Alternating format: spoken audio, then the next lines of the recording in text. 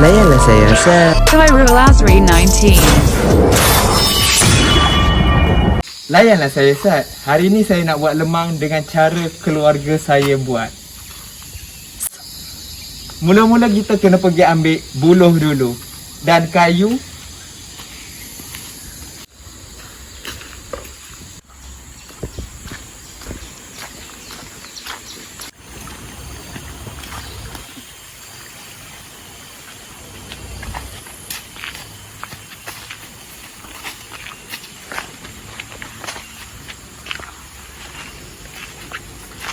Sebenarnya saya tak datang seorang, saya datang agak ramai, tapi saya seorang je. Jangan tunjuk. Sorry. Kantoi ya. Terus guys. Ada orang. Sebenarnya bukannya saya datang seorang. Saya ingat akan ada 2-3 orang yang akan angkut buluh tu. Jadi saya angkut satu je kot. Let's go. Jamit gondrong ni bos senggol dah.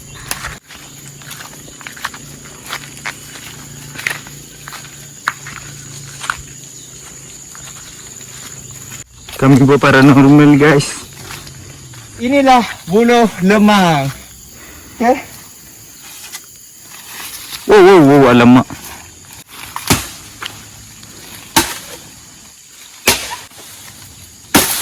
Wow.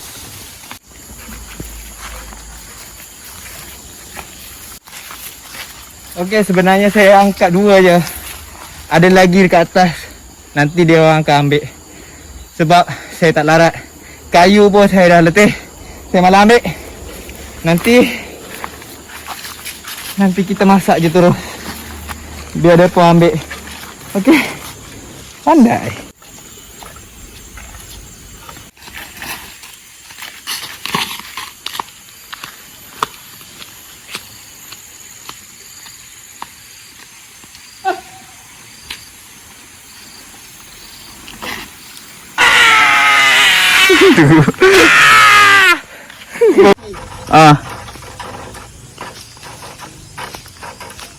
Ini sungguh kehebatan.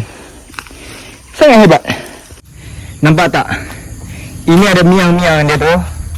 Kasut saya sudah baru. Ni kasut mana? Ini adalah miang-miang tu. Jadi kita kena basuh. Kita kena basuh miang-miang ni. Kita kena berus elok-elok. Tahu? Jangan tak berus. Nanti gatal. Ninja membasuh lemak.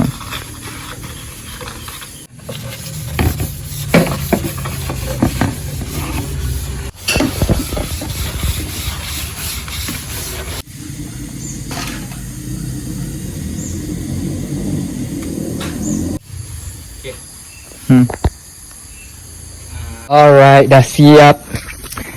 Kalau saya lebih suka buluh yang kecil sebab rasa dia lebih sedap dan tidak muak. Kalau yang besar macam ni, dia macam muak lah. Tapi ikut pada orang, ada orang minat yang besar, ada orang minat yang kecil. Tapi saya lebih minat yang kecil-kecil macam ni. Macam ni. Sedap lah, rasa dia manis lagi. Okay, seterusnya kita kena pergi potong. Potong. Bila kita dah potong, barulah kita boleh bubuh daun. Potong macam ni, ini bahagian bawah, nampak tu. Dekat atas kita potong sampai dekat sini je. Lepas tu kita boleh letak daun. Jom, saya tunjuk tutorial letak daun dalam buluh lemang.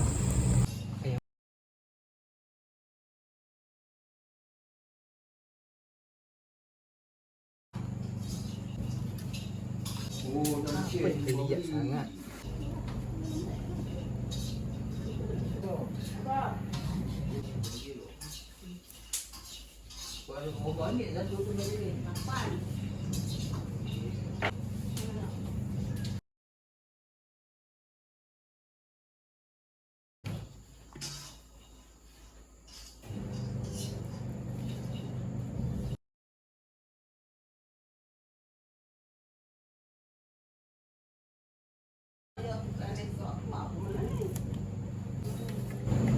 Tada! Siapa?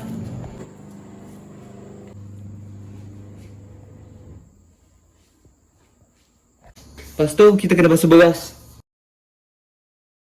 Basuh sampai bersih. Sambil kita basuh tu, kita kena baca bismillah sebanyak 21 kali.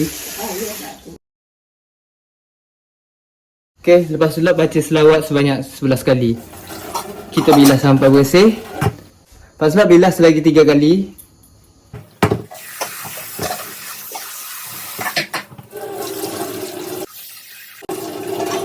Lepas tu kita bilas untuk kali yang terakhir. Tak payah sentuh beras.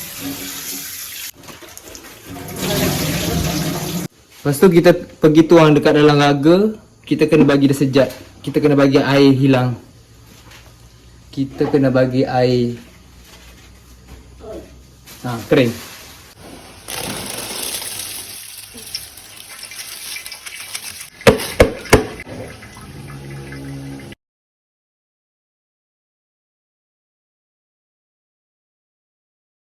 Okey, mari sini. Cara nak letak pulut dekat dalam buluh.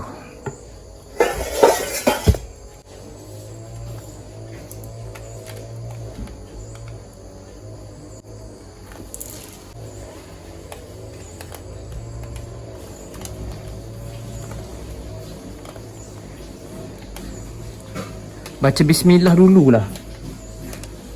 Jangan tak baca bismillah.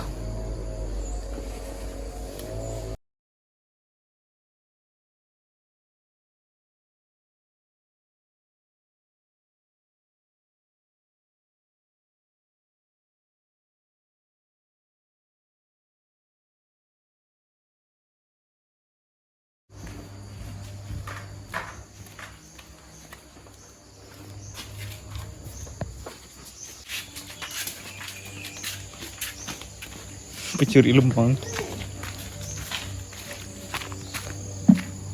Baik, santan jangan kita jangan letak lagi santan. Kita susun dulu macam ni. Lepas tu baru kita tuang santan. Sebab nanti dia berat. Lepas dah tuang santan, sekejap lagi kita akan bakar. Baik, untuk bacul santan kena guna 3 kilo santan.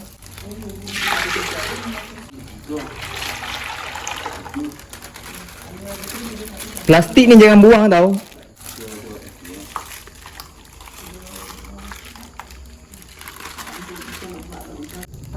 Okey, sebab itulah plastik tu tak boleh buang. Mari sini.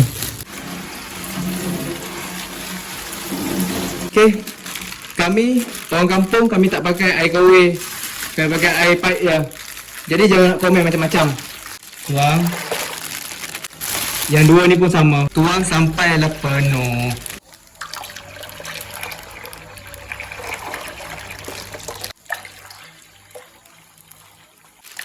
Okey, ini untuk 30 batang lemang. Bancuhan untuk 30 batang lemang.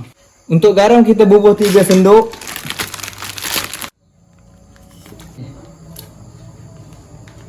Dua, 3. Kemudian kacau sampai dia larut.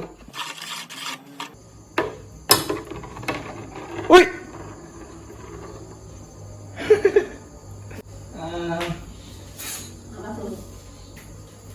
Senduk je tu.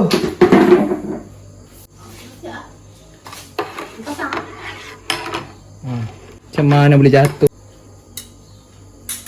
Ini santan untuk spare part kalau tak cukup.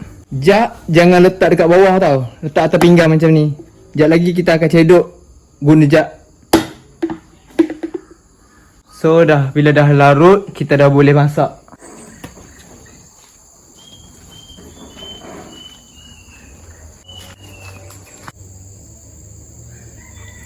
Okey, cara untuk bubuh santan. Tuang santan dekat dalam buluh. Tapi jangan terlalu penuh. Tak moh ni. Tuang santan tu jangan bagi tenggelam lagi beras tu, agak nampak beras. Oh. Kalau tu senang ya, tambah banyak mana. Okey, jap. Lepas tuang santan, jolok pakai ni, buluh. Bagi dia merata semua. Macam mana tadi ya? Tuang santan tu jangan bagi tenggelam beras lagi. Oh. Kita nak Oh, kita nak tuang santan, kita tak boleh bagi tenggelam beras. Ni macam mana? Boleh? tak gila balas lah. Tuang dulu buat selapis dulu biar api Ni. Lepas tu boleh tambah beras ni. Mari sini tengok.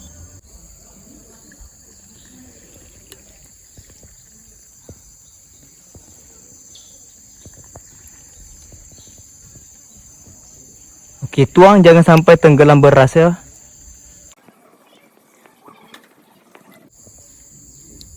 Bubuh pelan-pelan je. Bila dia dah tenggelam, barulah kita stop. Kita bubuh kat tempat lain pula. Bila dah siap semua, barulah kita boleh bakar. Ini nama dia gokes.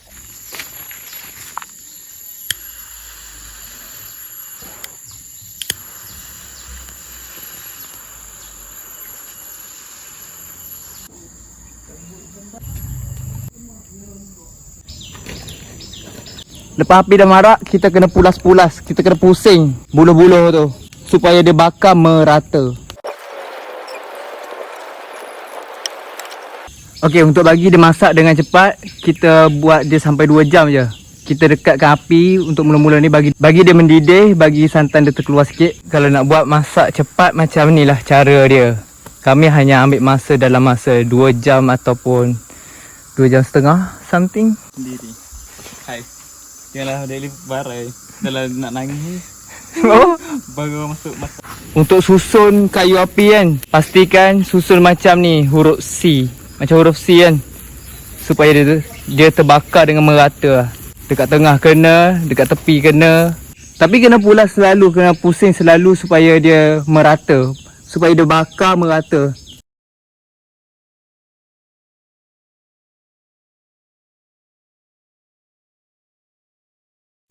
Pusing lagi, kena pusing sentiasa.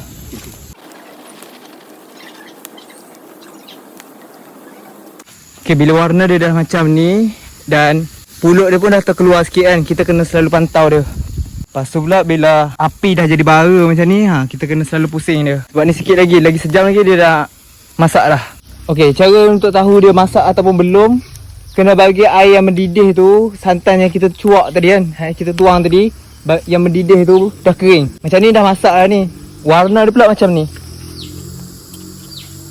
Tu, sekejap lagi dah boleh angkat dah. Macam tu warna dia. Lepas tu lah dia dah tak ada berbuih-buih dah. Dia dah tak ada dah, dia dah kering dah. Itu tanda dia masak. Ramai sangat yang komen tanya macam mana nak tahu dia masak kan. Ini dia.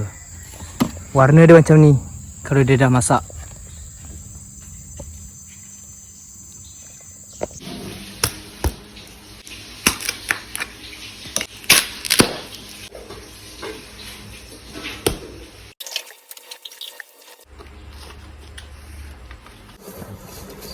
Ini dia lemang yang kita buat tadi. Memang itu tak menjadi. Yang ni bawa kena. Sedap eh. Jadi kamu semua bolehlah try buat dekat rumah.